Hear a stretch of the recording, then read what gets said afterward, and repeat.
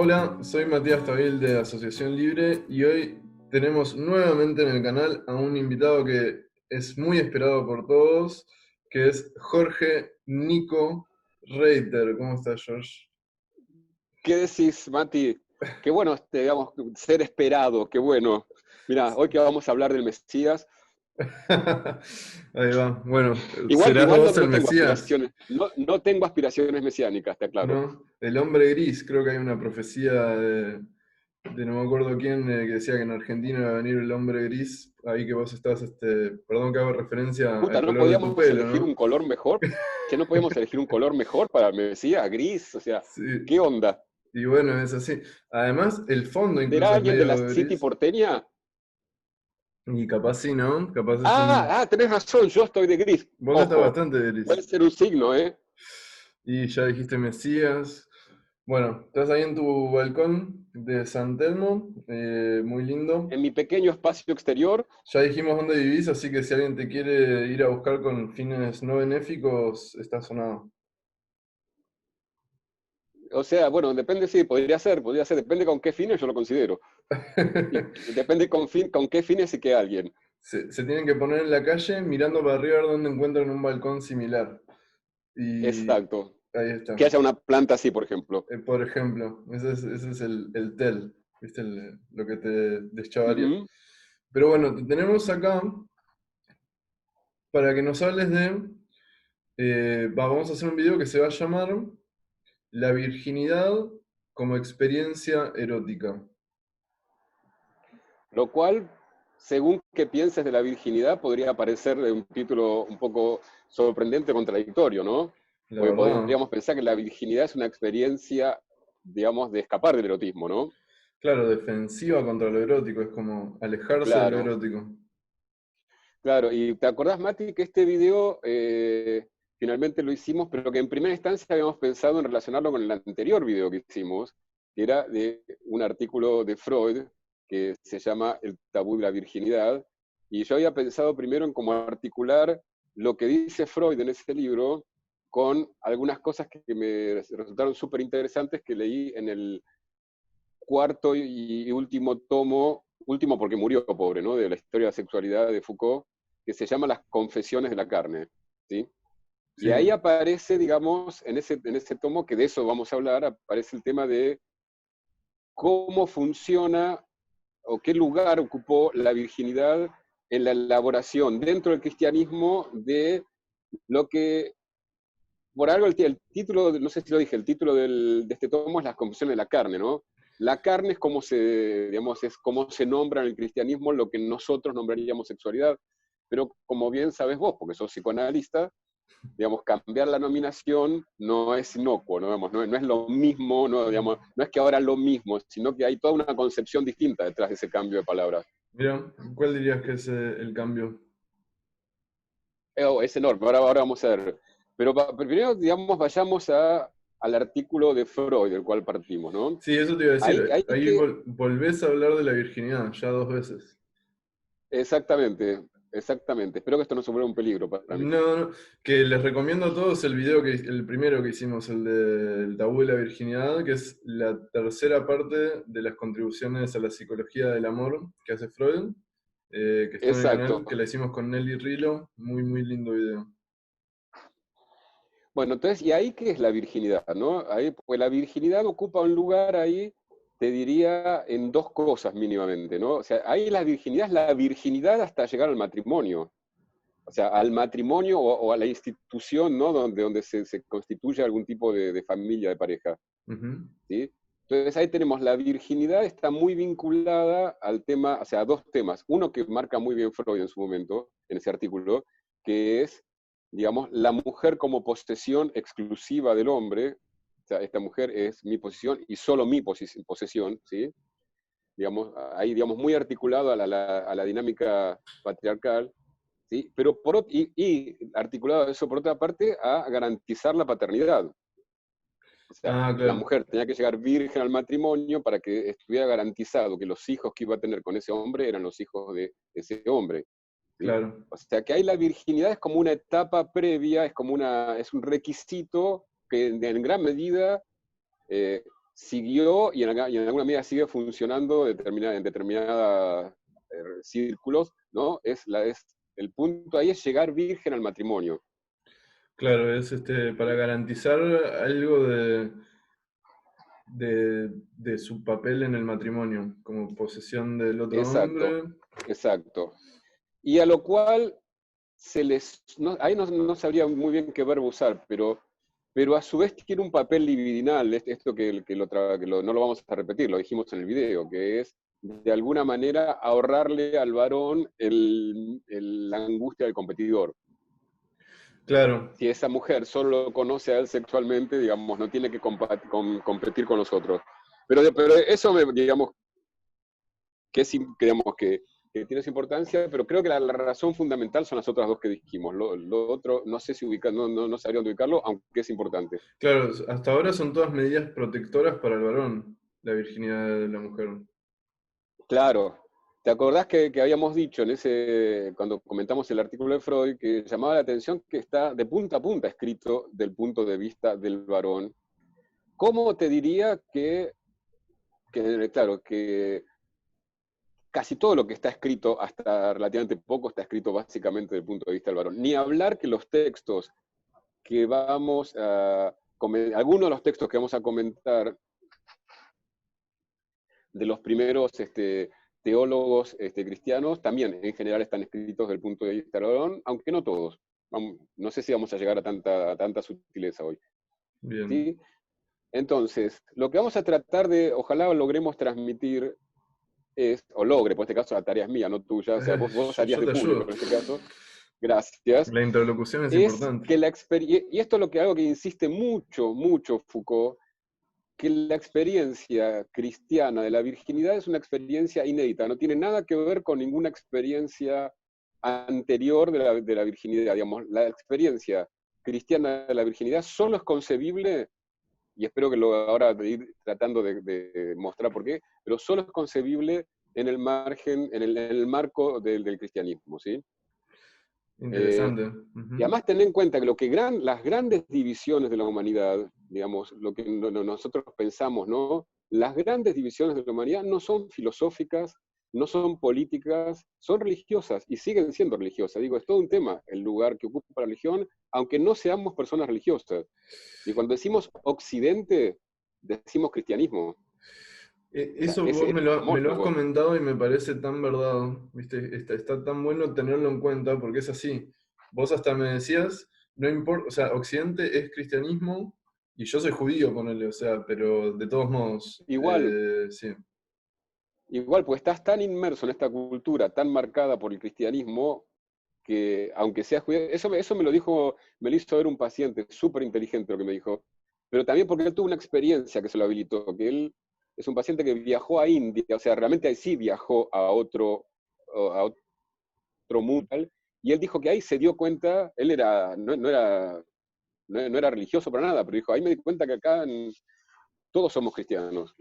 Sí, sí, buena Me gustaría experiencia. hacer la experiencia, te digo, me A mí gustaría hacer la también. experiencia de ir a un mundo tan distinto que nunca lo he hecho. La gente Este, los amigos que tengo que fueron a India también dijeron que no se puede entender es la diferencia, o sea, es otro mundo, ¿viste? Como ujú.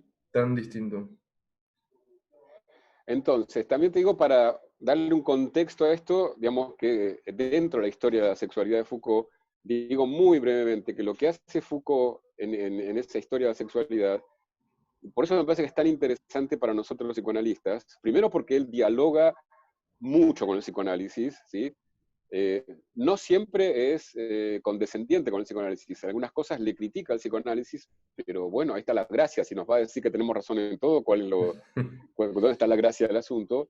Y se ocupa de algo que nosotros nos ocupamos muchísimo, ¿no? Que es la sexualidad, solo que nosotros nos ocupamos como mirándola desde un punto de vista, y él la ve desde un punto de vista distinto, no es contradictorio, digamos, es como mirar la misma cosa pero desde el lugar del entrelazamiento, bueno, con el tema de cómo, digamos, si nosotros le dimos mucha trascendencia a algo que obviamente es muy importante, es la sexualidad desde el punto de vista del goce, del deseo, del amor, de la subjetividad, él la mira desde el punto de vista de cómo eso es regulado a partir de las relaciones de poder, digamos, cómo la sexualidad digamos, ¿qué discurso hay sobre la sexualidad? ¿Qué dispositivos hay que te permiten o no, que habilitan o no, que promueven o no? ¿Qué está permitido decir, que no, qué se puede hacer, que no, digamos, no en el momento edípico solamente, sino a lo largo digamos, que es algo que está regulado siempre en las sociedades, la sexualidad, de un modo o de otro siempre está regulado. Y él trata de mostrar en Occidente, digamos, una historia de cómo, primero, cómo llegamos a tener sexualidad, ¿no? Porque sexualidad es mucho más que una función natural, es toda una manera de pensar, y esa manera de pensar, digamos, nunca la forma de pensar, eso también, como uno como analista lo tiene también bastante trabajado, la forma de pensar no es que solo da cuenta de la realidad, la genera todo el tiempo, ¿no? Generamos realidad. Claro. Digamos, al habilitar ciertos discursos, estamos habilitando, por ejemplo, formas de deseo, formas de goce, formas de represión, ¿no? ¿Sí? Entonces, él arranca su estudio en el primer tomo estudiando justamente eso, cómo llegamos a tener una sexualidad, por lo tanto ahí se centra en un periodo que básicamente va más o menos del siglo XVI hasta el siglo XX, pero sobre todo poniendo un acento en siglo XIX y siglo XX, de cómo ahí, digamos, aparece, digamos, esta sexualidad y estos discursos de la sexualidad, entre los cuales, no, uno de los cuales es el psicoanálisis. Claro. Uno de los muchos discursos, digamos, también eso es interesante, ¿no? Ver el psicoanálisis en una perspectiva de un panorama mucho mayor en el cual formamos parte, porque eso creo que tiene un efecto, a mí me parece, por lo menos a mí me funcionó así, que es como es como que te saca el narcisismo, ¿viste? De creer que Sí. nosotros somos el centro, que inventamos todo, que todo salió de la cabeza de Freud, cuando no es así, ¿no? A mí me encanta la historia, porque la Sería historia tiene ese efecto que claro, es una como una herida especie de herida narcisista narcisista. de las tres que nombra Freud. Esta otra que podría hacérsele a los psicoanalistas. Y creo que nos hace, viste, que las heridas narcisistas en general te hacen bien en la vida, Ujú, ¿no? Porque justamente en general el neurótico es lo que está enfermo es de narcisismo. ujú. O sea, de creerse el centro del mundo, de creer que todo tiene que ver con él, de creer que el sentido que él da es la realidad, todas esas cosas son, digamos, todos excesos de narcisismo, ¿sí? Real. Entonces, y en general la historia, ¿viste? Tiene ese efecto de mostrarte, de barrar los diversos otros, ¿no? Te muestra, no es que Freud no fuera absolutamente genial como lo era, por ejemplo, pero hay un montón pero tomó ladrillos de todos lados para armar su edificio, no es que él sacó todos los ladrillos. No salió el psicoanálisis de la cabeza de Freud como Atenea de la cabeza de Zeus, digamos. Claro, y además uno corre el riesgo constantemente de pensar todo el desarrollo de la historia se dio para que culminemos en este punto que es la última verdad. Exactamente, exactamente. Esa es la lectura narcisista peligrosa. Sí, Al respecto voy a recomendar, o sea, espero que no, ¿puedo recomendar dos videos de Joyka? sí, obvio. Pues hay dos videos de Joyka que son fabulosos y que ayudan a pensar esto. Yo creo que son muy importantes. Es el de Alejandro Dagfal y el de Mario Ruperhus, que son dos historiadores que hacen historia del psicoanálisis y que justamente muestran, digamos, que digamos, la versión que en general los psicoanalistas se han dado a la historia es esta que decís vos, ¿no? Una historia, digamos, como relato épico narcisista. Eso yo lo defino así, no ellos, pero Está un bueno. relato épico narcisista donde, fíjate, la inversión que hacen es muy interesante, ¿no? Ellos dicen que generalmente la historia oficial del psicoanálisis habla o se centra en las resistencias al psicoanálisis, ¿sí? Que no digo que eso no exista, ¿eh?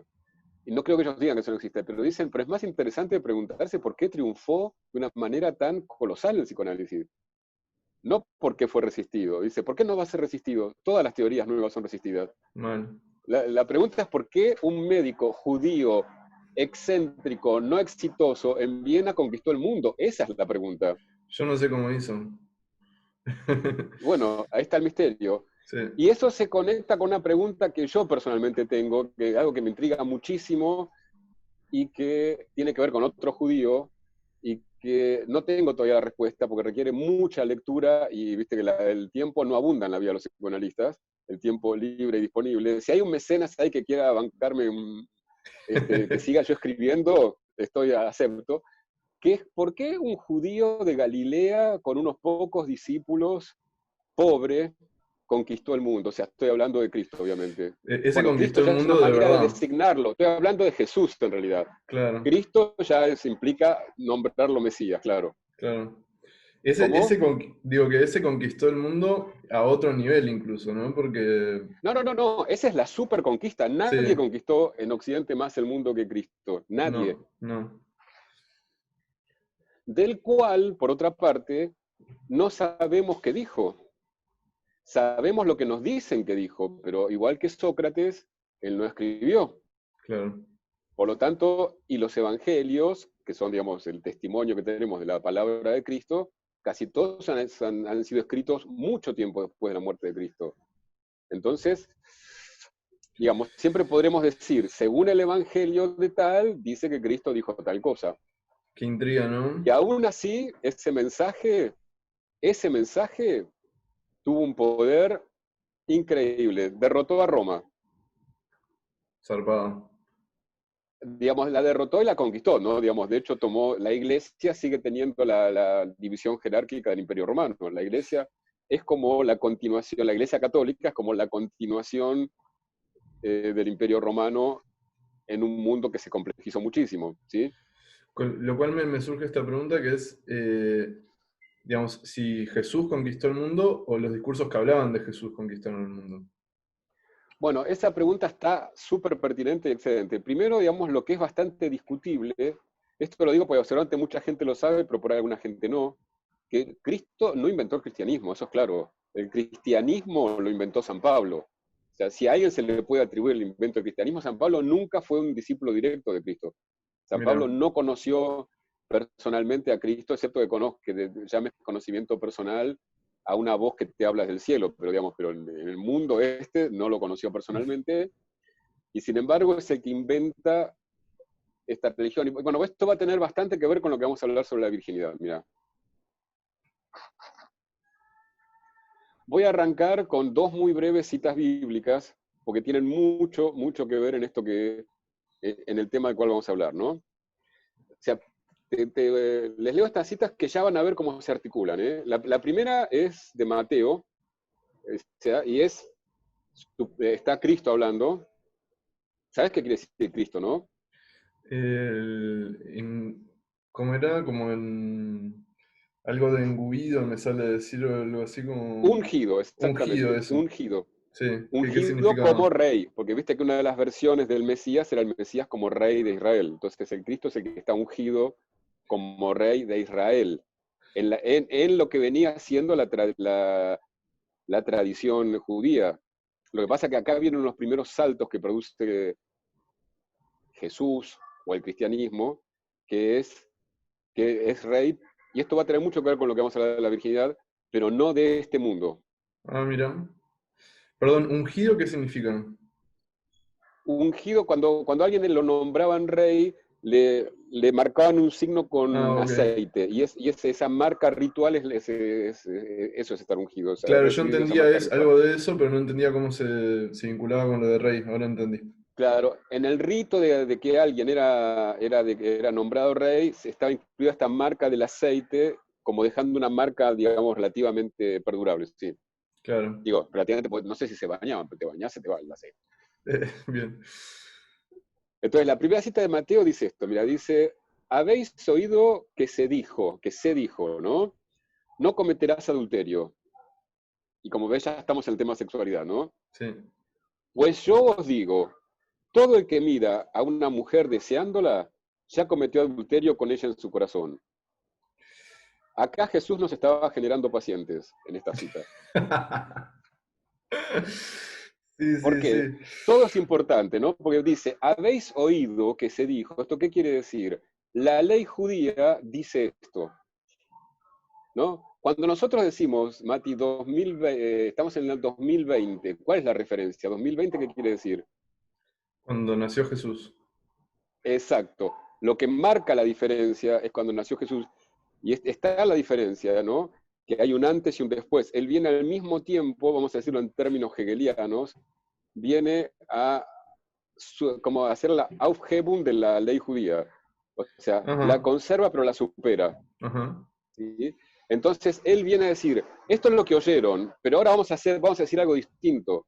Ya no alcanza con no cometer el adulterio, sino que ya desear es cometer adulterio. Es un salto, no sé si se entiende, es tremendo el salto que hay ahí, ¿eh? Es tremendo, ya lo habíamos hablado cuando hablábamos, cuando me contabas un poco de lo que ibas a contar en este video. A mí me parece tremendo, porque una cosa es el decir no cometerás adulterio. Bueno, por más de que tenga ganas, voy a portar bien, no lo hago y listo, y cumplo con la ley, es una cosa, pero ya no, imagínate que estás así y miraste por el costado, viste una mina que te pareció que era linda y, no, y se te cruzó un pensamiento, ya lo cometiste en tu corazón, está sonado, o sea, eso es imposible. Claro, según tengo entendido, pero no tuve tiempo de profundizar todo lo que hubiese querido, pero en el judaísmo el pecado, que además es, digamos, la palabra pecado ya es un problema, pero ponen lo que sería homólogo al pecado, es, no es tener el deseo justamente, es el acto, o sea, digamos, no se te pueden reprochar el deseo, sino en todo caso el acto, ¿sí? Que a mí me parece mucho más coherente y liberador, viste, en algún punto. Por eso, Exacto, o sí, sea, a mí me parece mucho más razonable, si vos querés sí, incluso. sí, También, digamos, ni hablar, esto en el judaísmo, también en la moral sexual grecolatina, que es el ámbito en el cual triunfa, porque el cristianismo sobre todo triunfa en el mundo grecolatino, tampoco era, digamos, esta idea no estaba, esta idea de que el deseo ya fuese de por sí pecado. claro, el Esta salto que idea, vos te digo, o sea, marcás. cuando te dije el chiste, es como todo chiste, es porque tiene una verdad esto de que ahí no estuvo generando pacientes, ¿eh? Claro, porque como vos marcás ahí bien, al poner el foco en el deseo y no en el acto, ya lo ponen como en conflicto con el deseo y un intento de reprimirlo, que es a lo que apuntás cuando decís Claro, no genera pacientes. claro, exactamente. Y porque, por esto que decís vos, y porque además abre todo el campo del deseo de un modo que no existía, pero para nada ante el cristianismo. O sea, a Claro, partir de ahí empieza toda una apertura enorme hacia una elaboración de una sutileza que yo te digo, bueno, eso vos ya me lo escuchaste decir, ¿no? Me sorprende la riqueza y cómo muchas de las elaboraciones que hicieron estos teólogos están muy próximas a lo que, digo, concepto ampliado de sexualidad ya lo tenían claro, directamente, ya tenían un concepto ampliado de sexualidad. Y tenían un concepto bastante muy fino de los engaños de la conciencia a sí misma, tremendo. ¿no? Sí, Eso tremendo. es tremendo. De, Descubriste, digamos, con razón digo, Lacan recomienda la lectura a los padres de la iglesia, dice que es una lectura interesante. Tiene razón, realmente es súper interesante. desarrollar un poquito para la gente que capaz no te escuchó, porque vos lo habías desarrollado un poco en el video que hicimos, genealogía del sujeto del deseo, me parece que era. Sí, Que hablabas exactamente de esto, ¿no? De cómo el foco en el deseo cambia, ¿no? Como que abre este mundo en tanto se empieza a considerar. Ahí aparecen los engaños de la exactamente. conciencia. Sí. Dale, pero ahora llegamos. Para que Ah, ok, quiero ir a la dale. segunda cita. La segunda Adelante. cita es de Pablo, justamente como dijimos Pablo, el apóstol Pablo, que no fue apóstol directo, se lo considera apóstol, pero no fue un apóstol directo de Jesús. Dice dos frases alrededor de las cuales no te puedo explicar todo lo que se construyó alrededor de esas dos frases. Te diría que casi toda la moral sexual cristiana está construida sobre estas dos frases, que Oh, son, shit. A ver. es una carta. Él responde a los cristianos de Corinto y dice, en cuanto a las cosas que me escribisteis, que no sabemos cuáles son, porque tenemos la respuesta, pero no la carta, dice, bueno le sería al hombre no tocar mujer, pero a causa de las fornicaciones, cada uno tenga su propia mujer y cada una tenga su propio marido. Bueno, esta es la base, esta frase es la base de la moral sexual cristiana, en donde tenemos bueno se le sería al hombre no tocar mujer. Acá tenés ya, bueno, primero que está escrito obviamente desde el punto de vista del varón, no dice, bueno, le sería a la mujer no tocar, ni a la mujer, bueno, no importa, ¿sí? O sí, pero digamos, no nos vamos a detener en eso ahora, sino que ahí ya tenés el tema de la virginidad. Claro, el ¿no? ideal de Lo no... bueno es Sí, esto.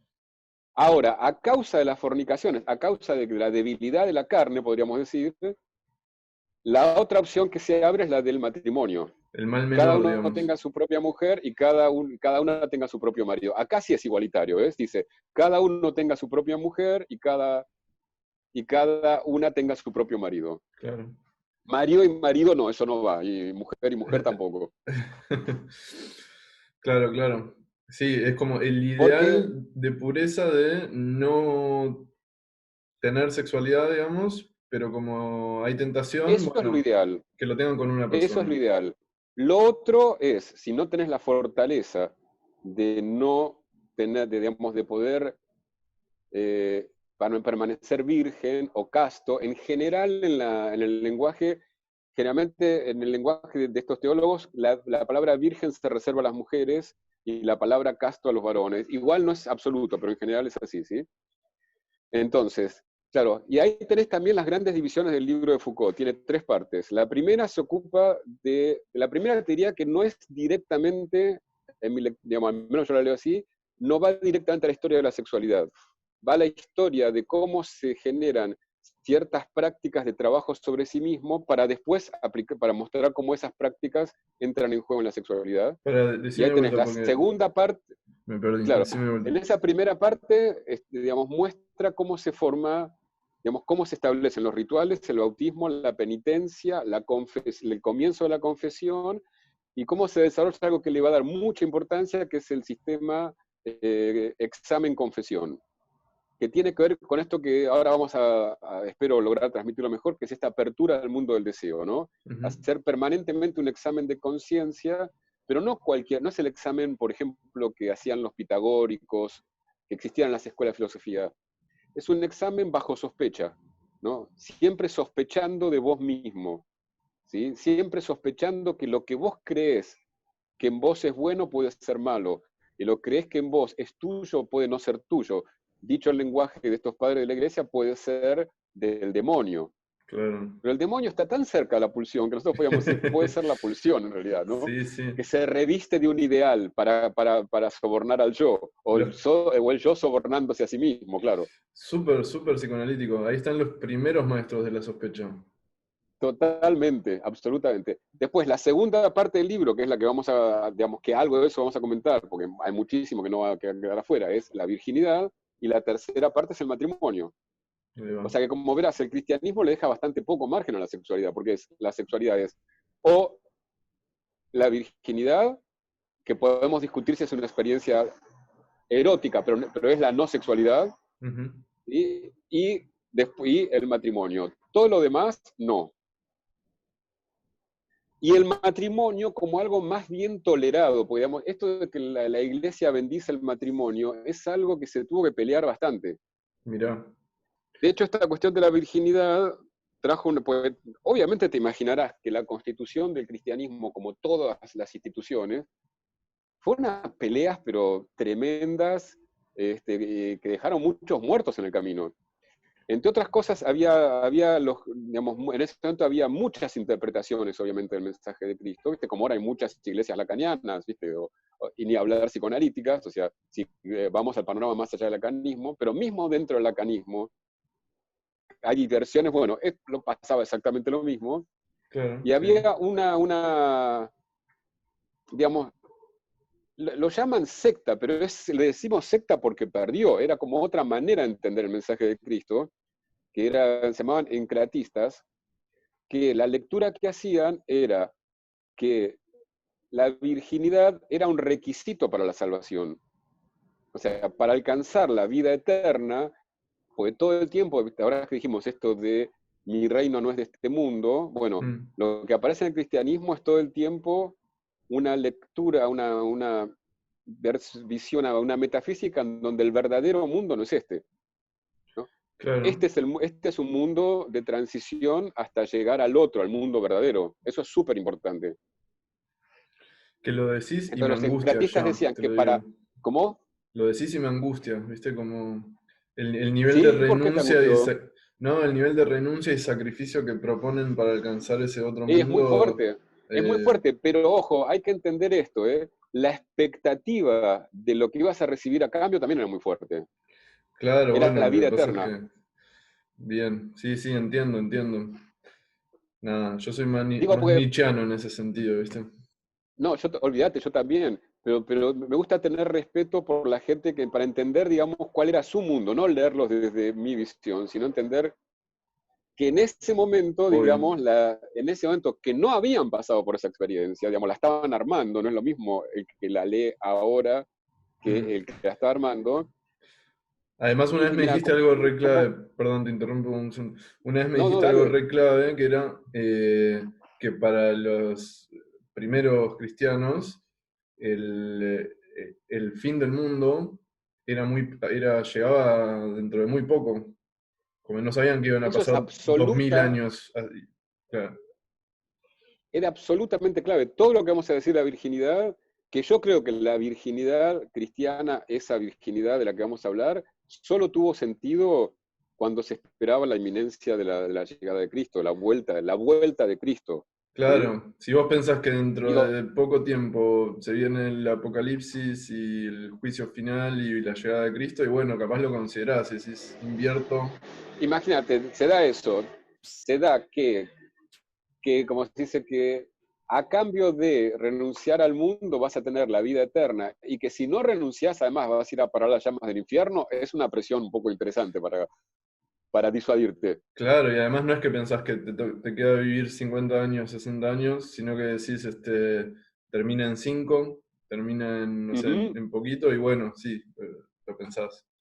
Y mira, las palabras de Cristo en los evangelios son que antes que esa generación pasara, Él habría vuelto. Ah, mira.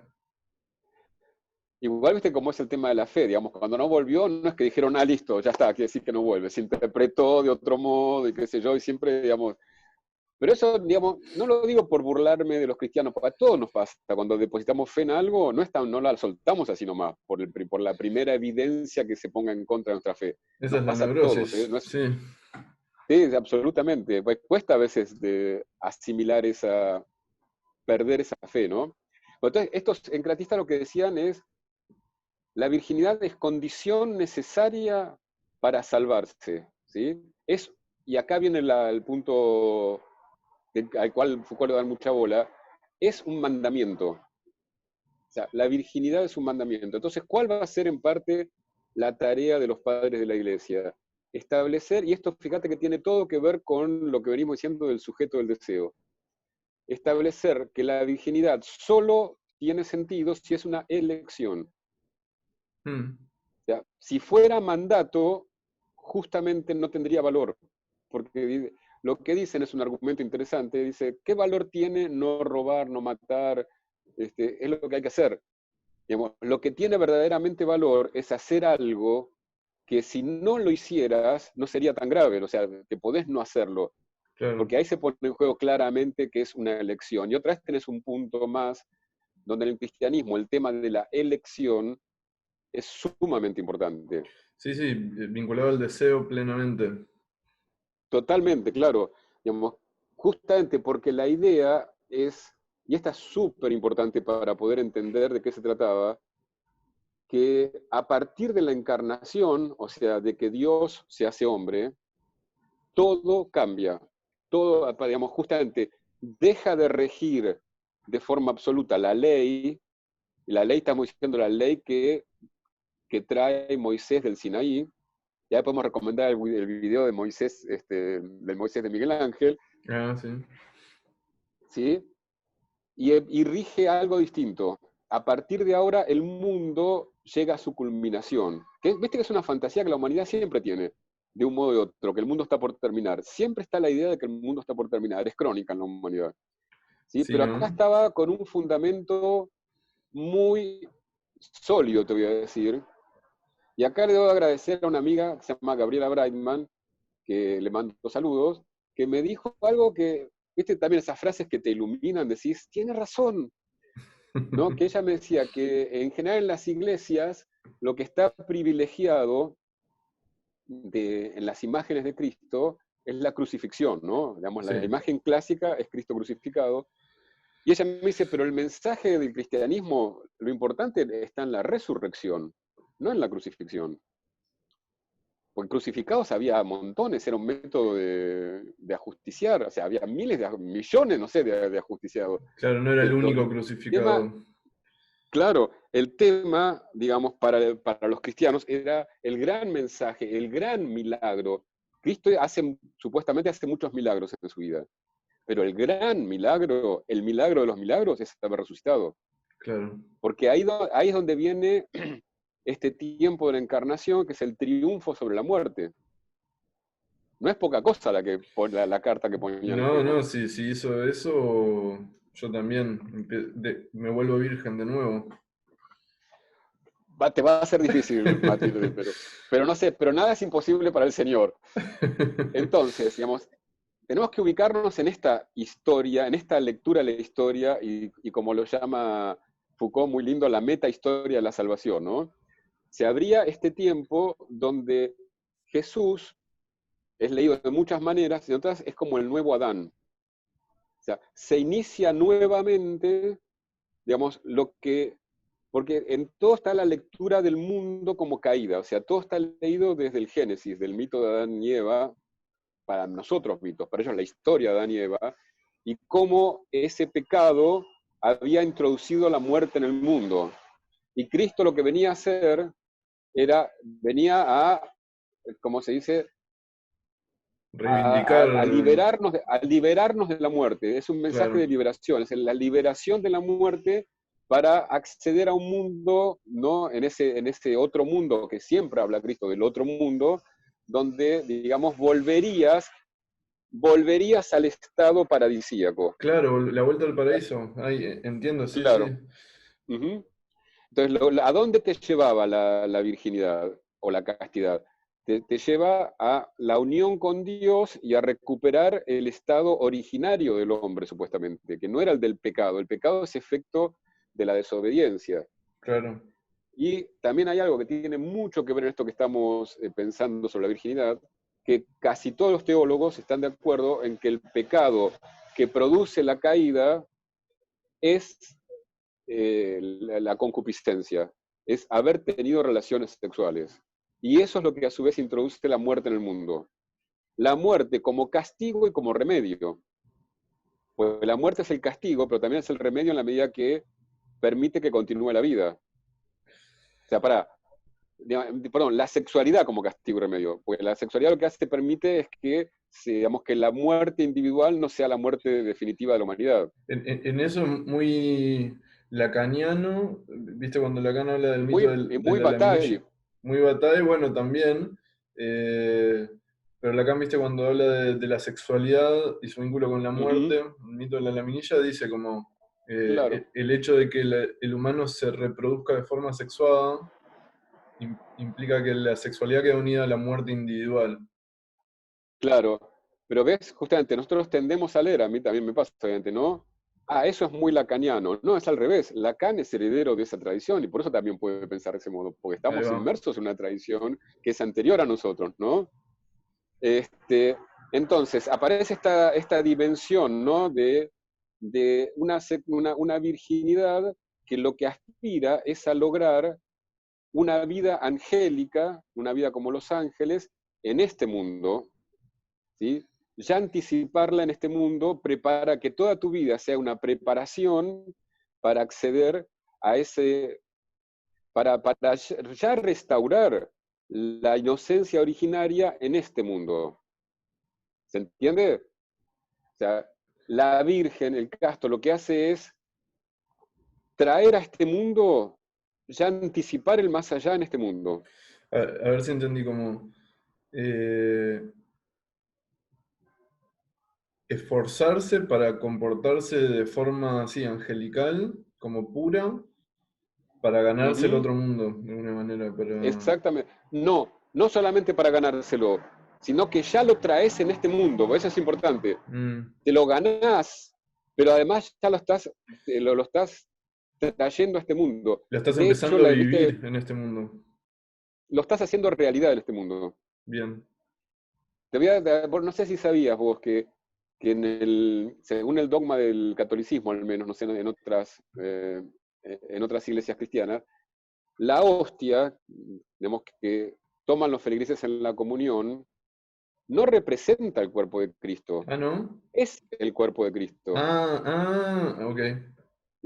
Se produce una transustanciación material, digamos, en la medida en que se la consagra, o sea, se la hace sagrada, la hostia es el cuerpo de Cristo, no es una representación del cuerpo de Cristo. Claro, Bueno, del mismo modo, para estos teólogos, la virginidad producía una transformación material, digamos, te convertía en ángel en este mundo, no era que eras como un ángel, se producía una transformación en la carne misma.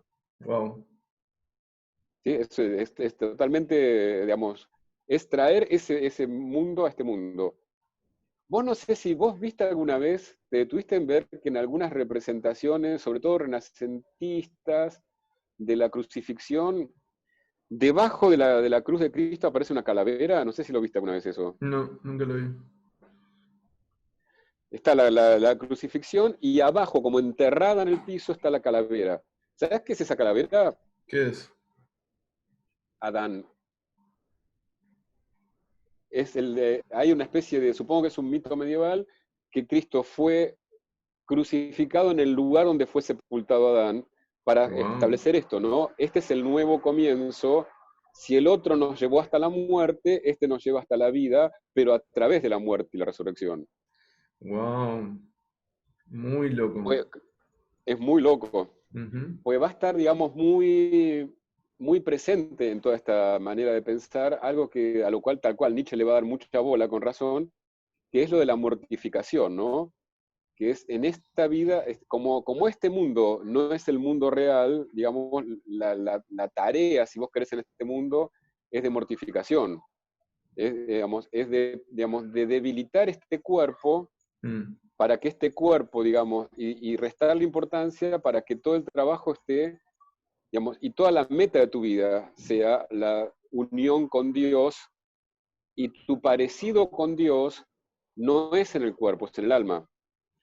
exacto, sí, Sobre todo sí. no es en los cuerpos, sobre todo no es en los cuerpos, porque lo primero que desconcierta a los teólogos o que les lleva problemas es si la sexualidad es un mal. ¿Por qué Dios hizo a los hombres hombre y mujer? Es todo un problema. ¿Ya? Y si Dios hizo al hombre a su imagen y semejanza, ¿cómo hay dos si Dios es uno? Otro gran problema, Gran problema, sí. ¿no? Entonces, bueno, una cosa que va a insistir muchísimo Foucault es esto. Entonces, la virginidad, yo creo que con todo lo que vamos diciendo se va a entender, no es un principio de abstinencia, no es privarse de algo, es lo que Foucault llama, espero que se entienda, una experiencia positiva. O sea, es una experiencia que no es que solamente se niega a algo, es una experiencia que apunta a algo, y apunta a algo, por eso es que yo me parecía que se lo podía llamar experiencia erótica, porque apunta a una experiencia que es de goce, ¿sí? Es de goce que no es sexual, pero que es del goce de una unión mística. Que, mirá qué interesante, que muchas veces en los textos, tanto de los místicos como de los teólogos, aparece planteada en términos sexuales, en términos de esponsales del alma con Cristo, de unión del alma con su esposo. O sea, es, digamos, finalmente algo de este erotismo, de esta sexualidad que es rechazada, digamos, esto ya no lo van a decir los padres de la iglesia, lo digo yo, reaparece en el lenguaje mismo que nombra esta experiencia mística como esponsales. Claro, Digamos, la Virgen es la esposa de Cristo y como debe una, llegar a esos esponsales. no, no, perdón, como una sexualidad más pura, ¿no? Como no de la carne, sino del alma con Dios. Exactamente, como algo que podríamos llamar sublimado, claro. De hecho, Claro, viste, vos lees el testimonio de los místicos y claramente son experiencias, se nota mucho que son experiencias eróticas. Bueno, también está el video que hice en Roma con la estatua de Santa Teresa. Esa estatua es un eso te iba a orgasmo, pero nombrar. clarísimamente, Claro, ¿no? que es la que está en la tapa del Seminario 20 de Exacto, en la Lacan. versión francesa. Sí. Sí, en la española también. En la de Paidós me parece que está. Mira, buenísimo. Sí. Entonces, por eso los autores cristianos van a decir, antes de la encarnación, lo único que había era abstinencia. Propiamente la virginidad, que ahora se va entendiendo, que es toda una experiencia mística que implica una lectura de la historia, una lectura del mundo, implica una metafísica. Eso solo es posible en el marco del cristianismo, porque todo esto no existía en la antigüedad grecorromana, por ejemplo. Es más, yo creo que esto no existe ya. Yo no creo que haya cristianos capaces de encarnar esto en este momento. Me parece que históricamente es imposible. No digo que no haya gente que llegue por ahí virgen al matrimonio, por ahí la hay, pero esto era otra cosa totalmente distinta. Sí, sí, está No muy sé si habrá bueno. algún convento donde algo de esto sigue vivo, pero digamos, pero en general me parece que es una experiencia que es muy, muy difícil en este momento. Totalmente, además a mí me, bueno, por eso el título del video, ¿no? Cuando vos me contabas que apuntaba como a la virginidad, no como una renuncia simplemente, eh, sino como la experiencia de goce erótico pero místico que era la virginidad. Ujú, totalmente, ahí está el punto, ¿no? Por ejemplo, no me acuerdo cuál de los teólogos decían, Sócrates no era virgen, era abstinente. ¿Por qué? Y acá nos metemos en el tema que vos querías que nos metiéramos. Pues decía, Sócrates lo que hacía era que no llevaba adelante sus deseos de estar con los pibes que le gustaban, pero no mataba el deseo. Y acá Claro, viene el punto al que queríamos llegar, ¿no? Que la abstinencia, perdón, la virginidad es virginidad, y esto es lo tremendo, lo casi, al mismo tiempo te diría, una empresa heroica y al mismo tiempo cruel, que es matar el deseo. wow, Digamos, sí, justamente empieza, acá donde dice Foucault, se abre un enorme dominio, que es el del pensamiento, y viene, ¿por qué empecé por esa cita del Evangelio según San Mateo, ¿no? Donde lo que se trata, y esto es algo que, en lo cual el cristianismo, estos primeros siglos de los que se ocupa Foucault, va generando como tecnologías que te permitan hacer esta experiencia de al menos intentar matar el deseo. Y no solo no tener acto, sino que el deseo mismo sea lo que que puedas vencer el deseo, que puedas llegar tremendo. a no desear. Que de otro modo es la meta budista, por otra parte, ahora que lo pienso, aunque no sé mucho del budismo, pero por Mm, otros caminos también se aspira a escapar del deseo. es verdad. Y hay razones, ¿no? El deseo nos hace sufrir mucho, eso hay que reconocerlo, ¿no? Yo siempre entendí lo del budismo, ¿viste? Pues, también, no sé, taoísmo, ¿viste? Como muchas propuestas orientales apuntan a algo de Ujú. eso, como el deseo yoico, digamos, como el anhelo consciente, ¿no? Como que lleva al sufrimiento, que es engañoso, que no es del todo Claro, satisfactorio. lo que yo creo que no existe en el budismo, pero te digo, conozco muy poco, no creo que existe este lugar central, no, claro, no, ahora estoy seguro por una cosa que leí, no está en el lugar central de lo que hay que desprenderse la sexualidad, es el deseo en general. Creo que Y no. de hecho no, es que recuerdo haber leído que los males los males centrales para el budismo nombraba tres. Creo que estaba el odio, la ignorancia, no me acuerdo cuál otro, y no estaba, digamos, directamente ni aparecía la sexualidad. En Mira, cambio, que para el cristianismo, y esto también, digamos, me parece súper interesante, en esta lucha contra el deseo, más la lectura, que el deseo que produce la caída es el deseo sexual, entre paréntesis, omitiendo que antes del deseo sexual está la desobediencia, pero no vamos a entrar en eso, ¿sí? Hace que en Occidente la sexualidad empiece a ocupar, digamos, la relación del sujeto con su sexualidad empiece a ocupe un lugar que no ocupa aparentemente, vamos a creerle a Foucault que leía tanto, no ocupa ninguna otra cultura. O sea, que nuestra relación con la sexualidad, que le damos una importancia a la relación del sujeto con su sexualidad que no está en ninguna otra cultura, ¿no? Y claramente somos herederos de eso, digamos. Creo que esto, no me acuerdo si lo dije cuando hablamos de esta genealogía del deseo, el video, pero yo creo que esto tiene que ver con que el psicoanálisis solo prende en Occidente. O sea, porque solo Occidente tiene esta tradición de trabajo sobre sí, ¿no? Y sobre el deseo y de un análisis tan fino del deseo que no existe en otras tradiciones. Sí, sí, creo ¿Sí? que... Entonces, en ese, sí, No, no, eso que yo lo llegué a escuchar de vos, no me acuerdo si lo trabajamos en el video o no, que habíamos marcado, esto creo que sí lo marcamos en el video, de que tanto esta primera época cristiana como el psicoanálisis como que se enfoca en el deseo y lo trata, lo aísla lo más sutilmente que pueda, lo más minuciosamente que pueda para identificarlo, pero con fines opuestos, ¿no? Como el cristianismo para exactamente. eliminarlo, el psicoanálisis para darle lugar. Es cierto, pero también hay, mira, todo es tan sutil y... Pero sabes que en un punto coinciden. Los dos, aunque lo llamen, las palabras no sean exactamente iguales y eso obviamente tiene consecuencias, pero los dos ven que el obstáculo está en el yo. ¿Cómo? ¿Sí? Aunque te diría que en ese punto casi te diría que es opuesto, porque en el psicoanálisis me parece, a mi modo de entenderlo, digamos, el yo hace de obstáculo a barrar al otro y para el cristianismo el yo es el obstáculo para sostener al otro. En ese punto están como en posiciones opuestas. Sí, hay que ver si el yo del que hablan es el mismo.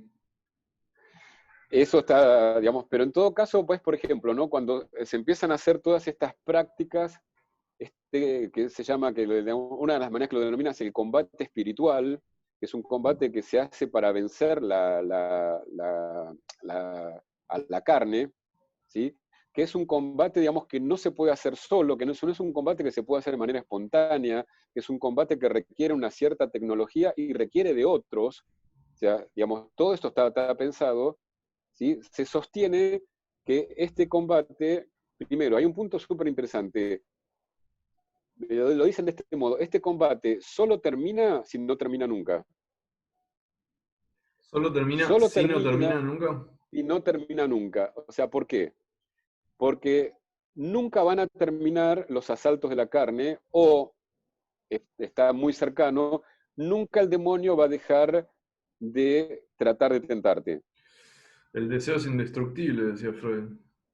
Exactamente, bueno, digamos así que esta gente no era estúpida, se daba cuenta perfectamente que el deseo era indestructible, por eso el combate solo terminaba, solo podías acceder a lo que se buscaba, que era la tranquilidad del espíritu, si sabías que nunca podías estar seguro de haber accedido a la tranquilidad del espíritu. Claro, cuando vos pensabas que llegaste a la tranquilidad del espíritu, eso era signo de que no habías llegado para nada. Sobre todo porque hacían esta lectura, y acá vas a ver que viene en conexión con lo que decíamos del lugar del narcisismo, tan sutil, tan inteligente, porque si vos llegabas ahí, era que vos creías que vos habías llegado, que vos habías adquirido esa tranquilidad del espíritu, y ahí cagaste, porque esa era la soberbia que te iba a hacer caer desde más alto, o sea, la caída iba a ser peor, porque era olvidarte que si vos llegabas, era solo y únicamente por gracia de Dios. Ah, ok, como sí, como te das demasiada Ni bien importancia. vos te creías que tenías algún mérito, cagabas. Ujú. Solo llegabas a la santidad o a la tranquilidad esa si habías logrado, si Dios quería concedértela, absolutamente de ningún otro modo. Claro, con un nivel de humildad como, La humildad, y eso te acordás que lo vimos en su momento, la humildad y la obediencia no terminan nunca. No hay un momento en que terminen, porque como la obediencia, que puede ser, suponete, la obediencia a los superiores dentro del monasterio o de la iglesia, pero todo eso en definitiva está articulado a la obediencia de Dios, y esa no termina nunca. claro. Acordémonos que todo esto arrancó con la desobediencia de Adán. ¿Cuál es uno de los gestos? Eso lo entendí recién ahora preparando estos temas, ¿no? Uno de los gestos centrales de Jesús es cuál, que Él obedece, ¿no? Cuando Él está ante la crucifixión, Él le pide a Dios no pasar por ese sufrimiento. ¿Y qué dice? Le dice a Dios, pero hágase tu voluntad. O sea, es exactamente el gesto opuesto de Adán. O sea, es obedecer aún en el máximo dolor la voluntad de Ujú, Dios. Ese es el mensaje. claro. Por eso creo yo que podríamos, ahí también me parece que se podría articular con la diferencia con el análisis, ¿no? ¿Por qué el análisis puede terminar, me parece? ¿Por qué? Porque justamente termina cuando desemboca en la castración del otro. Pero si se trata de sostener al otro no castrado, eso no puede terminar. No puede terminar porque el Porque impulso siempre se puede abrir la inconsciente, falla de la castración del otro. claro, porque sí, además el impulso inconsciente apunta siempre hacia ahí. Claro, Y si o es en términos, indestructible, claro, que es lo que en su lenguaje estos padres de la iglesia decían que el demonio siempre siempre va a tratar de llevarte a la perdición, ¿sí? Entonces, claro, este trabajo no terminaba nunca, y si vos creías que había terminado, terminaba. Ellos decían algo, a ver si me lo acuerdo, estaba muy bien dicho, que el único que puede con el enemigo es el demonio, es el que sabe que no puede nada con el enemigo si no tiene la gracia de Dios. Ese es el único que puede con el enemigo. está bueno, ¿eh? Sí, no, la gente esta no era tonta para nada, ¿eh? Para nada, para nada. Entonces, a ver, entonces esto los lleva a una concepción donde hay un análisis muy sutil de lo que ellos, no sé si lo llaman así, pero Foucault lo llama así, la implicación del sujeto. ¿Sí? ¿A qué se refiere con esto? Ellos también se dan cuenta, digamos, vos no podés no desear, porque dicho en lenguaje de ellos, el demonio te va a tentar. Eso no depende de vos, no se te puede acusar de ser tentado por el demonio. Te digo, lo de la tentación abriría todo un capítulo que no vamos a abrir ahora, sobre todo porque, porque me falta todavía avanzar mucho en ese tema, pero digamos, es todo un tema el de la tentación como, como concepción de la relación del sujeto con el deseo, ¿sí? Me tienta después que hables de eso también. Estaría bueno, sí, lo tengo que investigar más. No, la tentación, digamos, vos no sos responsable. Donde sí sos responsable es si ante la tentación cedes o no.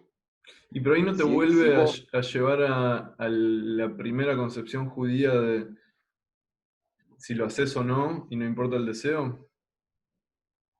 no, porque la tentación no es solo de hacer, sino si la tentación es de demorarte en un pensamiento pecaminoso. Ah, claro, como que se te cruzó y Se vos te tenés cruzó la que, imagen de esa chica que te gustó cuando caminabas por la calle, pero te detenés y te regodeás pensando en esa chica o la expulsás claro, rápidamente. claro, y vos sabes lo que te imaginás o claro, lo tratás de sacar de la cabeza. Bueno, digamos, a lo largo de todo el libro, y a su vez en cada una de las partes, Foucault hace hay un eje temporal, digamos, va haciendo un recorrido que va desde el siglo II hasta el siglo V, ¿sí? En este capítulo de la virginidad termina en un autor súper interesante que se llama Casiano, que era un monje que tuvo el gran mérito de llevar un discurso muy interesante sobre las prácticas monásticas de Oriente a Occidente, pues las prácticas monásticas, que es todo un tema súper interesante que me encantaría poder profundizar en algún momento, se desarrollan primero en Oriente, después llegan a Occidente. Bueno, uno de los que es importante en esta migración es Casiano, ¿sí? Que lleva estas prácticas, ¿no? Y va trayendo cierta concepción de cómo desarrollar estas tecnologías, ¿sí? Y Esto me es lo olvidé lo que te iba a que... decir de Casiano. ¿Qué ah, dijiste vos recién? Pues me olvidé que te iba a decir. yo iba a decir esto en relación a lo que venías hablando y que yo dije, que es esto de que el tema no era solo llevarlo a cabo, sino demorarte en el pensamiento y gozarlo. Me suena tanto, ¿viste? A lo que suele pasar en la neurosis obsesiva, ¿viste? Ujú. Como que suponete uno Bueno, que es podría, una neurosis eminentemente del pensamiento, claro. claro, uno podría pensar, ¿viste? Como, bueno, ok, entonces lo que tengo que hacer es, no importa si se me cruza el pensamiento, eso no lo controlo yo, eso está todo bien, pero cuando aparece lo saco y no me detengo gozándolo. Pero ¿cuánto es detenerse gozándolo? Porque es tan sutil, ¿viste? Puede ser, no, lo gocé 2 segundos, lo gocé, ¿viste? Como, Bueno, Casiano establece como distintos pasos en este camino de la santidad, como pasos en lo que él lo que va mostrando en los pasos es qué indicios podrías tener de que vas venciendo la castidad, ¿no? Ujú. Que vas venciendo, perdón, a la fornicación, o sea, que vas avanzando en la castidad, ¿no?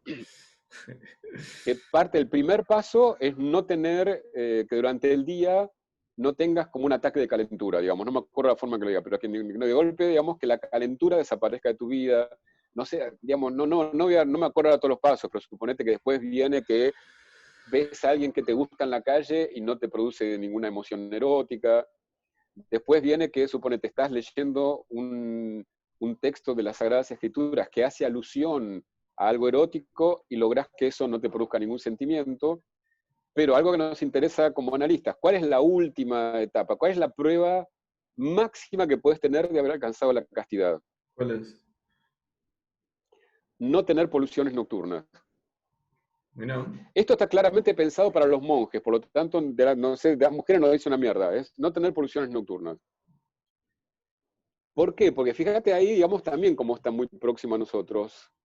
Porque dice que, suponete un monje que ya, digamos, no piensa en sexo, no se calienta cuando ve, si Que, ocasionalmente que ve no algo sé que le cómo lo guste, logró, o sea, sí, pero supongamos que lo logró, ¿no? sí, sí. Y supongamos que tiene un sueño erótico y tiene Ujú, una polución nocturna, ujú. ¿sí? Que él podría, el monje podría argumentar, bueno, pero era un sueño, yo no, es involuntario. Y Casiano, ¿sabes qué le diría? ¿Qué le diría? No, no. Es lo menos voluntario de tu voluntad, pero si vos tuviste tu sueño, algo en vos sigue pegado a ese deseo. Y tiene razón, ¿no? O sea, estaríamos de acuerdo como analistas que ese sueño, algo de su deseo lleva. Entonces, Tal fíjate que cual. el hombre era razonable. Él no pedía, no pretendía que va a llegar un momento en que podemos garantizar que no haya poluciones nocturnas. Pero lo que sí se podía alcanzar con la gracia divina, por supuesto, es que, que esa polución no te hiciera gozar, que sea una simple descarga como nada, descarga física, Mm. nada más. Si quedaba reducida a ese resto, digamos, era, digamos, compatible con la santidad. Mientras Wow. hubiese goce, no. Claro, y ahí también marca esto que vos nombrás como salto, viste, como objetum de la ley judía, que es que el foco ya no está en la acción, sino en el deseo. O sea, si vos eyaculás, Exactamente. Eso, eyaculás, quiere decir que sí, si vos eyaculás es algo físico, bueno, el cuerpo puede necesitar eyacular, pero ujú, el tema es si hubo deseo en esa eyaculación o no. totalmente. De hecho, ahora me acordé lo que te iba a decir de Casiano cuando me olvidé, que es esto, que justamente que en su análisis de la fornicación, él pone tres categorías, ¿sí? Las tres categorías son, para que te las digo literalmente, conjunción de los sexos, fornicación sin contacto con la mujer, o sea, paja, Mm. fornicación concebida en el espíritu y el pensamiento. Wow. Esto, fíjate, es muy distinto, y esto lo subraya mucho con toda razón Foucault, que la división tradicional que hubo en la antigüedad grecorromana e incluso en los primeros cristianos, que la fornicación perdón, sí, el pecado de fornicación se dividía en adulterio, fornicación y corrupción de niños. O sea, tres cosas ligadas a actos. Claro. Digamos, si bien se tenía en cuenta el tema del deseo, pero era como accesorio. Acá en Casiano, digamos, de hecho, en sus escritos ni se ocupa de la conjunción de los sexos. Todo el tema está centrado en las dos últimas categorías. O sea, todo el tema está, por eso te decía, no me acuerdo si en el video o antes que empezáramos, que ya la concepción ampliada de la sexualidad la tenían. O sea, no era sexual el acto sexual, sino que era sexual, sería lo que nosotros llamamos sexual. Todo lo que tiene que ver con la subjetividad en relación a la sexualidad y cómo la voluntad se implicaba o no en ese deseo, digamos. El punto, digamos, acá viene la gran diferencia con el análisis. Digamos, nosotros creo que apuntamos a que el sujeto se implique en su deseo y ellos apuntan a que se desimplique en su deseo. Claro, Esa es la claro. diferencia, Esa es la pero, diferencia. pero en el camino hay muchas cosas que son sorprendentemente, muy interesantemente comunes. Lo cual muestra que, digamos, el fenómeno experiencial es el mismo, digamos. Claro, y Tu yo te diría, observación apuntaba a lo mismo, pero con otros fines.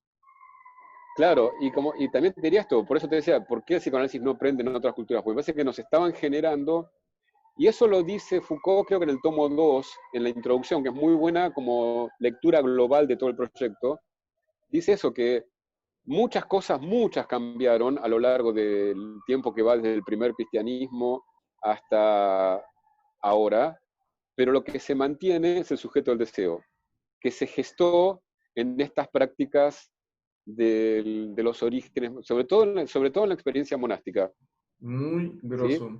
Entonces, bueno, a mí me parece que estás, digamos, justamente la idea de ellos, ¿cuál es? No es atenerse a los actos. Pensá que estamos hablando de monjes. En primera instancia, se suponía que los actos ya estaban fuera de juego, o sea, ya no estamos hablando de actos.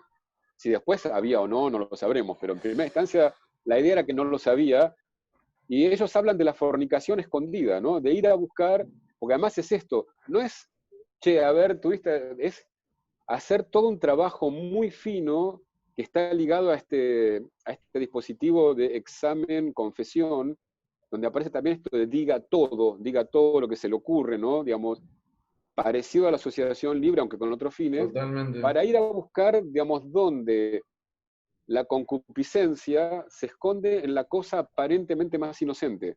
Esto es lo que te decía, Eso es ¿no? grosísimo. Eso es grosísimo. Eso es tremendo, porque te muestra cómo ya está esta idea de la no transparencia de la conciencia a sí misma, porque todo el tiempo de lo que decíamos antes, está la sospecha de que en lo que vos te embarcás con el propósito más santo puede estar la tentación del demonio. Claro, suponete, un Nunca podés monje, confiar en tu propio pensamiento, sería la idea. claro, un monje, suponete que, no sé, da un sermón o lo que sea, y capaz es algo como re santo, pero capaz lo engaña el demonio y en hacer ese acto santo de dar el sermón o lo que sea que está haciendo, se imagina que puede ser deseado por la gente que está ahí viéndolo en esa posición. Totalmente, Y ahí tenemos la sexualidad ampliada total, también. absolutamente. Claro, o puede dar ese sermón que cree que está dando por amor al Cristo y al prójimo y lo hace por pecado de soberbia porque quiere lucirse. Exacto. Claro, o cita un ejemplo, explica el tema de la fornicación creyendo que está moralizando a la gente, pero en realidad le encanta hablar de la fornicación porque le calienta. Exacto. And so on. Exacto. Entonces, digamos, esa sospecha Ba- sobre el pensamiento, digamos, la tenían pero afiladísima. básicamente todas las acciones que uno hace, más o menos. Claro, por eso es la tarea, por eso tienen claro que es una tarea infinita y por eso todo el tiempo la puesta en discurso a otro es permanente, porque saben que todo el tiempo va a estar la tentación en juego y que por eso te decía que la santidad como meta es una meta siempre precaria, o sea, nunca es una adquisición dada, ¿sí? Ahí sí se diferencia el análisis, al menos como yo lo pienso, porque, digamos, existe la posibilidad de llegar a un fin de análisis y no es que se acaba la aventura subjetiva de cada uno, pero, digamos, se acaba la transferencia. Bueno, pero lo que pasa es que el fin, la meta del análisis no es la santidad. Exactamente. Ahí está la diferencia, porque justamente casi es la opuesta, ¿no? Es la La opuesta. santidad es la búsqueda de la perfección y lo que nosotros, pero es totalmente extemporáneo, ¿no? Podríamos llamar una especie de renegación de la castración. Exacto. Claro, pero lo que pasa es que también me resulta violento porque me parece que es enchufarle a un contexto absolutamente distinto con el riesgo de sentirnos muy piolas nosotros, sentirnos muy tontos a ellos. Pero digamos, sí, su meta existencial era muy distinta y era justamente no, la nuestra es al contrario, es como eh, poder hacer con la falta y Claro, sí, sí. no anularla, claro. Claro. Aunque obviamente la tendencia a anularla va a estar en todos, digamos, lo que hace uno con el análisis me parece es ¿qué sería? A ver, hacer el duelo de esa tendencia, porque todos venimos con esa tendencia a la completud, a la perfección, a la no falta, a la no falla, claro. Pero me parece que a diferencia de esta experiencia que no puede terminar nunca, el análisis sí puede terminar. Lo que no termina, insisto, es la aventura subjetiva de cada uno, de que toda la vida puede seguir mutando subjetivamente. Eso más vale que sigue siendo posible, ¿no? Pero ya no hace falta la transferencia para eso. Grosso. Eso es muy grosso. Te iba a preguntar, para entrar un poco más en detalle en la experiencia erótica de la virginidad, eh,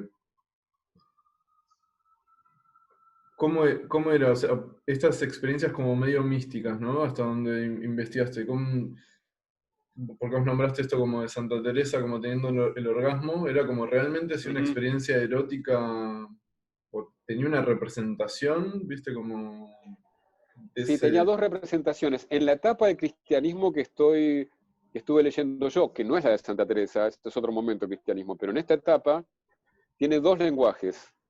Digamos, siempre es una experiencia de unión.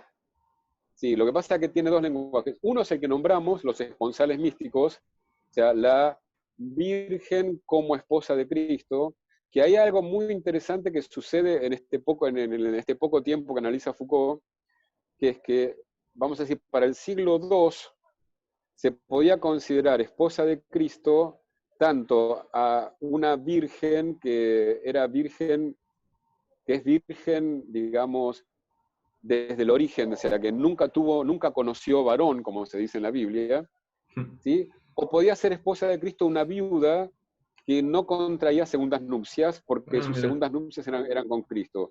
Pero a medida que se empieza a establecer ya una mística propiamente de la virginidad y se va haciendo este proceso de hacer de la virginidad un estado muy privilegiado dentro del cristianismo, solo se considera esposa de Cristo a la que fue virgen desde el origen. Ok. O sea, a la virginidad, ¿cómo la llama Foucault? Total, originaria y definitiva. Solo esa es la esposa de Cristo. O sea, una vez tuviste un polvo, ya no. Ya no puede ser la esposa de Cristo en esos términos, ¿sí? Y O ser sea, el esposa chabón de Cristo, la quiere impecable. Nada, o sea, ni un chaboncito, nada. y que ni lo desee, además. Exactamente, bueno, que la meta de la Virgen es hacer, digamos, una de las metas que me acuerdo haber leído, es provocar exactamente el opuesto de la concupiscencia, en lo cual tienen razón, que es el respeto. O sea, la Oh, mirá belleza vos. interior de la Virgen debe llevar, esto está dicho literalmente, debe llevar, es tal la belleza que él provoca exactamente lo opuesto que la concupiscencia provoca respeto. Lo cual quedaría la concupiscencia del lado de la falta de respeto. Con toda razón, cuánta razón que tienen, ¿no? Qué sutil, ¿no? Lo que leen Es ahí. muy sutil. Digamos, ¿cuál es el problema muchas veces de pasar, digamos, que es, no solo, pero se ve mucho en la adolescencia, ¿no? De pasar de la escena amistosa, amorosa a la escena sexual, es que ahí se pone en juego la falta de respeto, claro. Qué El es lo otro como que, objeto, no el otro como sujeto. claro, qué es lo que hablaba Freud en la segunda parte de sus Exactamente, ese contribuciones a tremendo la texto, sí. psicología del amor, sobre la más generalizada degradación de la vida amorosa, búsquenlo, donde habla de eso, Exacto. de la impotencia psíquica que él analizaba y que encontraba en todos los casos que le pasaba con mujeres que amaba, solamente a quienes, como amaba, no quería faltarles el respeto con sus deseos sexuales que incluían algo de esa falta de respeto, que sí se permitía con las mujeres que no respetaba. Exactamente. Bueno, fíjate, esta gente ya tenía reconciencia de eso y la Virgen tenía que provocar solo el respeto. Nunca pasar esa segunda instancia, porque el juego interesante no es o te respeto o no te respeto, es poder al mismo tiempo las dos cosas, ¿no? Para Freud sí. Amar y desear. Ujú. Pero esta no era la meta. Y la otra gran metáfora para hablar de esta unión mística es la metáfora del conocimiento, o sea, como en parte la meta del monje o de la Virgen es el conocimiento de Dios, es gozar del conocimiento de Dios, pues una experiencia de goce, la contemplación de Dios. Ahí hay todo un lenguaje que apela a la mirada y la luz, ¿no? Dios ahí no es como la presencia del esposo, sino como la luz que penetra el alma, está dicho así, que penetra el alma, no deja nada en la sombra, y entonces ilumina esa belleza de la virginidad digamos, y a su vez, del punto de vista del, del alma, es el alma cuyo único objeto de contemplación es Dios. O sea, sería como Tristán y Isolda, pero con Dios, en vez de con otro ser humano. Una Y, cosa que me digamos, preguntaba, y claramente las dos son experiencias de goce. Está dicho, digamos, con palabras que no dejan lugar a dudas, que lo que en los dos casos se busca es una experiencia Muy de loco, goce místico, claro. Lo que me pregunto de es esto goce que también, tiene que ver con el rechazo de este mundo para, digamos, para acceder a ese otro mundo, sí. que cuando hablábamos, para que me contabas de lo que ibas a presentar en este video, me contabas eso, como que no era solo una renuncia al goce, sino acceder a este otro goce. Por eso me gustó que le pusiéramos el título La virginidad como experiencia erótica, porque si no nos da la impresión, otra vez, nos creemos muy piolas y decimos, mira todo lo que se pierden, cierto, pero al menos si te pones, que esa es a mí lo que me parece interesante, no es leerlo de nuestras coordenadas, sino te pones en las coordenadas de ellos, era una búsqueda de un goce, pero Que tremendo, digamos. vos dirías que en esta época no conocemos ese goce que ellos podrían haber alcanzado en esa época. A mí me parece muy difícil. O sea, no sé, no conozco todo el mundo, por supuesto. No sé, digo, si existe todavía alguna experiencia monástica en algún lugar del mundo o en lugares del mundo donde esto esté en juego todavía. Pero honestamente lo dudo mucho. Dudo mucho que sea posible en este mundo. Wow. Por muchísimas razones, ¿no? Pero me parece poco probable. Una de ellas es esta, digamos, que yo no sé si de verdad los cristianos en este momento están esperando la venida de Cristo. No Dudo. lo veo yo. No. Me parece, o sea, puede ser que haya una especie de idea de la espera, pero no tiene nada que ver con la espera ardiente que había en ese momento. O sea, en ese momento era de verdad una espera. Claro. Y esta Era también la era espera del cumplimiento de la promesa. Claro, pero imagínate si alguien te prometió que te iba a llamar y pasaron, no sé, te prometió que iba a llamar en las próximas semanas y pasaron 3 años, 4 años, ya no esperabas mucho. O sea, yo no esperaría más. Le mandaría un no, yo mensaje. o sea, creo que es mejor. Además, si no te atás a una espera así, no, no está bueno. También iba a preguntar esto porque creo que lo dijiste ya, pero por los dos lo pregunto, es en este goce místico, digamos, en unión con Cristo, suponete, si la Virgen se imaginaba al Cristo humano, al Cristo encarnado, porque eso ya puede estar muy cerca de la experiencia de una fantasía erótica, o era como esto de la luz, viste, como algo ya con otra forma, porque si, Yo la verdad que no recuerdo haber leído, pero dudo mucho que se imaginaran un acto sexual propiamente dicho. porque además Jesús tenía su facha y, digamos, fácilmente podrían haber fantaseado con Cristo, con la imagen de Cristo y estar ahí como en el límite de la experiencia mística y el pecado de la carne. Sí, pero acordate que cuando vos decís Cristo tenía su facha, ese fue un larguísimo proceso hasta que se estableció una imagen de Cristo. Me parece que en esta época que estamos hablando era mucho más acotada la iconografía. No, me parece, no, era mucho más acotada. No sé cómo, no estoy, pero fíjate en el arte que se llama paleocristiano, a mí me parece menos fachero Cristo en el arte paleocristiano. No, no No, lo no vi, lo sé tendría que ver. si, fíjate, buscá en Google arte paleocristiano, paleo, viste, de viejo, Sí, y es como, no tiene esa sensualidad, por ejemplo, que tiene muchas crucifixiones o mucho descendimiento de la cruz, o por ejemplo, el Cristo de la Piedad de Miguel Ángel, ¿lo ubicás? no, Me parece re sexy, muy lindo, es como muy, toda la escena es muy erótica, pero eso ya es mira, renacimiento, ¿viste? Habían pasado muchas cosas, ya el mundo era muy distinto, que en esta época que estamos, de la cual habla Foucault en este tomo, ¿sí? entiendo.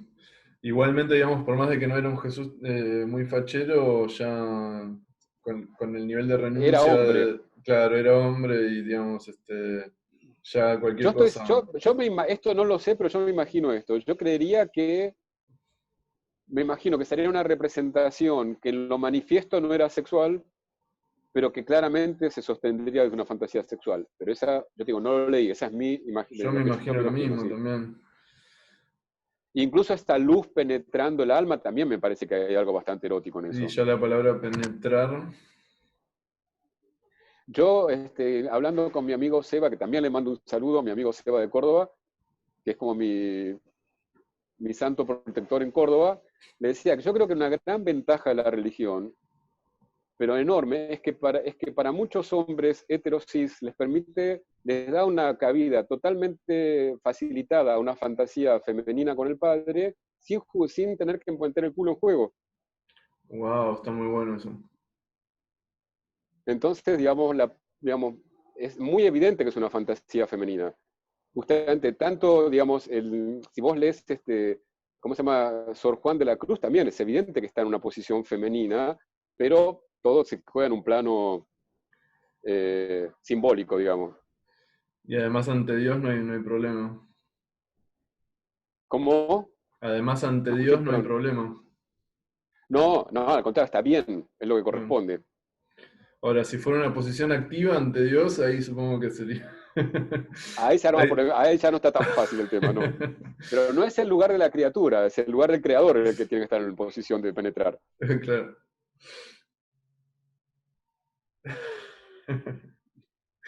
Me hace acordar un capítulo de South Park. No sé si vos llegaste a ver South Park. Nunca me enganché con South Park. Bueno, si la gente puede, digamos, traspasar las puteadas, groserías y qué sé yo, que a mí no me joden para nada, pero sé que hay gente que le choca, es un humor muy inteligente, muy copado. Y hay un capítulo donde Cartman, que es este muchacho que siempre está haciendo cosas malas, eh, quiere ganar un disco de platino y hace una banda de rock cristiano. Y, y roba letras y canciones que ya existen y les cambia la letra y en vez de. Y son todas como canciones medio eróticas, ¿viste? ¿Qué sé yo? Como Ujú. quiero ¿Y besar tus le ponen letra labios. cristiana? Y en vez de decirle, no sé, quiero besar tus labios, bebé, o qué sé yo, dice, quiero besar tus labios, Jesús. Y sentir tu. Y era como. Lo único que cambiaba era poner Jesús en lugar de Entonces, la compañía discográfica que lo contrataba le dice, mira, están re buenas las canciones, pero no sé, son como muy eróticas, ¿viste? Como que le empieza a leer y era gracioso. Me hace acordar de eso. La unión Bueno, pero mística. como buen chiste es gracioso porque algo de verdad tiene, digamos que hay algo de experiencia erótica en el cristianismo, que creo que con todo lo que fuimos diciendo queda clarísimo que se lo puede leer como una experiencia erótica. Bueno, viste que cuando el libro que para mí es fabuloso, el de Bataille del erotismo, te lo muestra al revés, te muestra el erotismo como experiencia religiosa, ¿no? Como el Sí, erotismo él lo ubica en la zona de lo sagrado, que a mí me parece una idea espectacular realmente. totalmente. Si Porque recuerdo justamente el bien, cristianismo, en cierto sentido, nos invitó a pensar que hay una relación de oposición entre sexualidad y religión. Pero como habrá quedado claro en todo lo que fuimos diciendo, y hay muchas más cosas que no vamos a plantear hoy, pero la relación es muchísimo más compleja que de oposición. totalmente. Uno podría hasta pensar esto que fuera de la religión o de una búsqueda mística, una unión, viste, así como intensa verdaderamente en el acto sexual, siempre tiene algo de mística. ¿O no? Eh, Mira, a mí una vez me dijo, como dices, una amiga que tiene totalmente razón, ¿no? Y me dijo, en el momento del orgasmo es muy común que uno diga Dios mío, uno no dice demonio mío. no, ¿Viste? Ahí, no. ahí aparece Dios. Y no tiene mucho que ver con que si sos creyente o no. Esa función, ¿no? Ese lugar subjetivo, uno podría decir. Dios nombra algo, o sea, si existe, si es real o no, si está en los cielos, todo eso no se sabe. En la estructura Pero está. nombra algo seguro. No creo que desaparezca la palabra Dios. Si recuerdo bien, esto te iba a decir de lo de Bataille, él lo toma como desde lo sagrado, pero no sé si desde lo santo. No, él no me acuerdo ahora bien, pero lo que él dice del cristianismo es que le vamos como decir que lo característico del cristianismo es que trató de separar lo sagrado en demoníaco y divino, cosa que en Claro, muchas eso. religiones está junto, exactamente, sí. Pero lo demoníaco no deja de ser una versión de lo sagrado. Bueno, claro, en ese sentido yo decía como que el erotismo para Bataille Claro, lo que pasa es que el participa de sagrado, ese por mundo, ejemplo, pero el sagrado, que está tan bien trabajado por Freud en Totem y Tabú, justamente lo interesante que tiene es viste, que lo liga a la ambivalencia, que es esa cosa que no es buena o mala, sino que justamente queda en esa zona ambivalente, claro. Supongo que el pueblo de Asociación Libre espera en algún momento el video sobre Totem y Tabú, ¿no? se viene pronto. Ya me ¿Lo comprometiste en piden o no lo este, piden? sí, obvio que sí. Además, es uno de mis textos favoritos de Freud. Es tremendo Tótem y Sí, Tabú, es tremendo. sí, Yo sé que antropológicamente es discutible y lo entiendo y está súper interesante investigar eso, pero el texto igual es tremendo. es tremendo. A mí fue el texto que me enamoró de Freud. A mí me Yo enamoró entré a mucho Freud por eso. Tótem y Tabú. Mirá vos, ¿cómo fue que leíste primero Totem y Tabú? No, lo primero que leí fue una especie de librito tipo Freud para dummies, Sí, y de todo lo que hay en ese libro, lo que más me encantó fue lo que leí Tótem y Tabú. Entonces fui a Tótem y Tabú. mirá Pues vos. y justamente me partió la cabeza, mirá cómo uno sigue siendo el mismo con los años, que me hacía entender de otro modo la comunión, el sacramento de la comunión. Uy, Que no sé si buenísimo. sabes lo que es, vos sos judío, ¿sabes lo que es la comunión? ¿Qué es la comunión? Es el sacramento en que los fieles, es lo que decíamos antes, supuestamente comen el cuerpo de Cristo. Sí, sí, eso me acuerdo que lo trabaja Freud en Totem y Tabú, cómo se Bueno, exactamente. Y conserva el banquete cuando totémico. leí que lo conectaba con el canibalismo, dije, wow, me estalló la cabeza y dije, wow, esto está súper. Y además como lo conectó con algo que iba más allá del cristianismo, que era algo, digamos, que tenía que ver con la hipótesis de él sobre cómo se había originado la cultura misma. Totalmente, sí, sí. Como una especie de etapa oral de la humanidad, ¿no? Como primitiva. Y esa Eh, cosa de la incorporación, viste, que creo que sigue siendo verdad, ¿no? Yo creo que lo que se juega en la comida es tremendo. bueno, de hecho, Digamos, no creo estar a la altura de poder darme cuenta de todo lo que se juega en la comida. Es tremendo. de hecho me comentabas que los dos pecados que marcaba ¿cómo se llamaba? Casiano, ahí está. Eh, Casiano, era la gula y la fornicación. Exactamente. Y los relaciona, pues los dos tienen en común ser pecados naturales que no solamente se originan en el cuerpo, sino que requieren del cuerpo para satisfacerse. Son los pecados que para la concepción de Casiano están en la base de todos los demás pecados. O sea, en la base del pecado está el hecho de tener un cuerpo, básicamente, ¿sí? Y un cuerpo mortal, que por lo tanto hay que alimentar y que por lo tanto se reproduce sexualmente, pero hace esta distinción que también tiene todo que ver con lo que dijimos, que mientras que uno no puede negarle al cuerpo toda la comida, porque se hace, pues se haría, digamos, queriendo ser santo, se haría responsable del pecado de crimen, de matar a alguien, que sería a sí mismo, pero él plantea que la lucha contra la fornicación, contra la concupiscencia, no tiene límite, porque se basa en el hecho de que si no coges, no te morís. Si no te haces la paja, no te morís. Entonces, esa lucha no tiene cuartel. Claro, no tenés excusa de que necesitas coger para vivir. Esa excusa no vale para Casiano. Bien. Bueno, ¿querés agregar algo más, George? ¿O lo dejamos acá? No, yo creo que ya dijimos un montón, si no la gente va a decir, basta, no hablen más de todo este tema, está muy largo el video. Quiero ir a fornicar. Exactamente, exactamente. Me quiero ir a ser virgen. Capaz que alguno, viste, a partir de ahí dice, no, dale, está buenísima la Yo unión con quiero el Señor. probar, claro, la unión mística. Bueno, si alguien lo prueba y Exacto. lo logra, mándame un mensaje, me gustaría entrevistarlo. Pero eso va a llevar muchos años, Matías, o sea, es un Sí, proceso muy largo. O sea que tengo cuando paciencia, sea, no hay búsquenme. apuro. Sí. Exacto. Así que bueno, George, Bueno, muchísimas gracias por todo el desarrollo que hiciste, interesantísimo, muy rico en sí y además nos aporta mucho contexto como analistas a los que practicamos. Está muy, muy bueno. es que a mí lo que me gusta de estos temas es que, digamos, no son temas, si vos tenés urgencias clínicas, no es un tema que va a ir directo a tus urgencias clínicas, pero te da un horizonte de poder pensar en dónde estás, que a mí me parece que hace que tiene más incidencia clínica de la que uno supondría, sí. Claro, y capaz influya en dónde estás parado como analista. Exactamente. Y además, mira, este es el momento exacto en que debemos terminar el video porque mi teléfono está diciendo que se está quedando sin batería, así que es como un mensaje del Señor esto, claramente. Bueno, está interviniendo. Bueno, gracias George entonces y No, esperamos gracias a verte. vos y gracias a todos los que lo vean.